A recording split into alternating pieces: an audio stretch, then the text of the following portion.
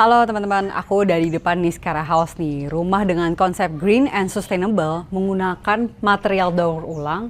Pembangunannya cuma butuh 6 bulan aja dan hasilnya rapi banget loh. Penasaran gak sih sama house tour-nya? Tonton video ini sampai habis ya.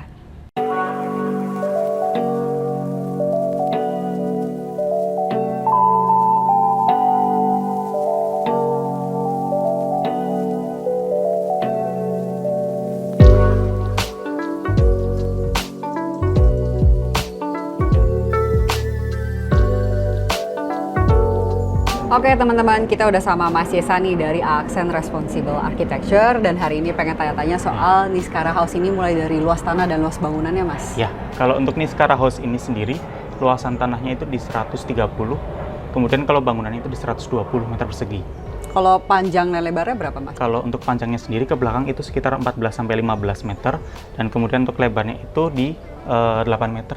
Oke. Nah, kalau untuk konsep dari secara fasad boleh atau konsep rumahnya boleh diceritain nggak, Mas? Kenapa tone-nya nih agak dark gitu? Jadi kalau konsep kami di awal kita berdiskusi dengan klien juga bahwa klien itu sifatnya lebih pingin rumah ini menjadi rumah yang misterius, rumah yang sangat privasi gitu. Tapi selain itu kita memikirkan untuk green sama sustainable-nya sendiri.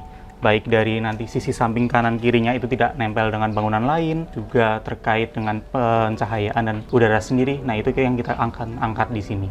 Oke, kalau secara green and sustainable biasa kan menanggapi pencahayaan dan penghawan alami. Tapi ada nggak sih yang dari segi material tuh pakai daur ulang kah atau? Ada. Jadi tepat di belakang kita ini kita materialnya itu pakai daur ulang dari bata-bata, kemudian dibuat lagi menjadi bata yang mungkin ada tekstur agak kasarnya sendiri. Iya, agak kasar. Kemudian biasanya campurannya bisa jadi ada kainnya, ada kertasnya seperti itu. Berarti ini kayak dihancurin terus dicetak ulang gitu ya? Iya, dicetak ulang lagi. Kalau ini tuh udah tersedia di pasar atau kayak dari Accent nih yang ada vendor yang develop gitu? Ada sih, kalau dari kami rekanan ada. Biasanya kita ada dari Cisangkan juga sendiri itu. Kalau ini berarti dia sistemnya sama kayak bata ya, disusun-susun aja? Iya, disusun. Nempelnya juga menggunakan mortar seperti biasa. Kalau pemakaian ini dibandingkan bata biasa, hemat berapa persen sih sebenarnya cost-nya? Sebenarnya, ya kalau untuk cost-nya sendiri, kalau untuk seperti bahan-bahan daur ulang ini, sebenarnya harganya lebih jauh di atasnya sedikit. Oh, jauh di atas sedikit? Iya, cuma kan sebagai kita memang basicnya itu research-nya terkait responsible sendiri. Nah, yang kita mau angkat adalah dan kita kunci adalah itu.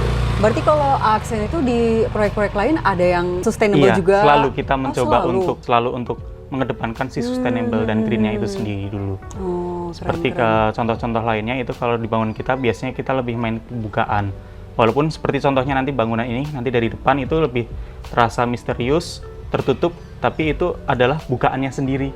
Jadi kelihatannya solid gitu, cuma ke dalam ternyata pencahayaan dan udaranya itu lancar. Berarti bukaannya lebih banyak di dalam ya dibandingkan di luar? Iya, benar. Boleh diceritain nggak kalau material atapnya sama yang bagian depannya pakai apa, Mas, yang di sini? Kalau untuk carport sendiri, ini ada dua material ya. Jadi ada yang paling depan itu lebih ke transparan gitu. Ini nanti fungsinya ke depannya kita akan menanamkan tanaman ramba di sini. Jadi baik cahaya itu masih bisa masuk, kemudian untuk area mobil, untuk area dalam itu nggak terlalu gelap.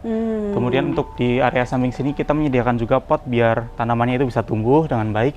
Mas, ini buat pipa pembuangan ya berarti ya? Iya, jadi dari air hujan dari carport ini, dia ada beberapa yang akan dibuang ke area planter ini.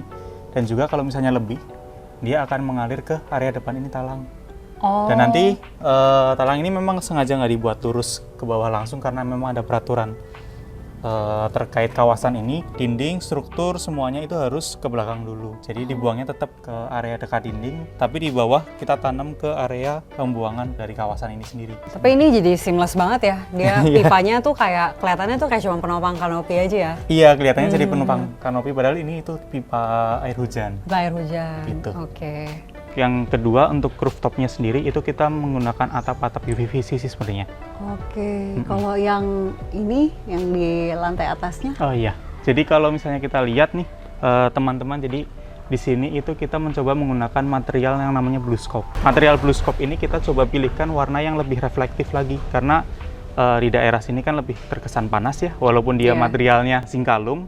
Cuma dari blue scope ini sendiri masih bisa untuk mereflektifkan cahaya yang berlebihan atau panas yang berlebihan juga. Itu dia nggak menyerap panas ya berarti ya? Sebenarnya tetap ada penyerapan panas, tapi kita juga menyediakan untuk insulasi panas ataupun berisik. Cuma dibandingkan dengan zinkalum yang lainnya, blue scope ini sendiri lebih unggul dibandingkan untuk penyerapan panas yang berlebih seperti itu. Nggak, aku nggak pernah lihat material kayak gini sebenarnya di fasad ya. Kayak baru pertama kali loh. Ya, jarang soalnya kalau untuk di area fasad Oh, gitu. biasanya Cuma emang kalau blue scope ini dipakai di mana, Mas? hanya untuk atap biasanya. Oh, kayak atap kanopi gitu? Iya, masih bisa. Oh, oke. Nah, kalau untuk area depan ini ada area apa aja selain si carport ini, Mas? Oh iya, jadi karena kita konsepnya itu ingin mengedepankan nanti kedepannya untuk klien atau owner kami itu menjadi hidup yang lebih teratur. Jadi baik penyimpanan, tempat sampah itu kita juga menyediakan satu hal yang kita desain juga. Oh, Lebih di depan seamless, sini ya. Itu terus untuk area belakangnya itu adalah taman dan juga untuk area teras. Kita boleh lihat Boleh, tamannya? iya.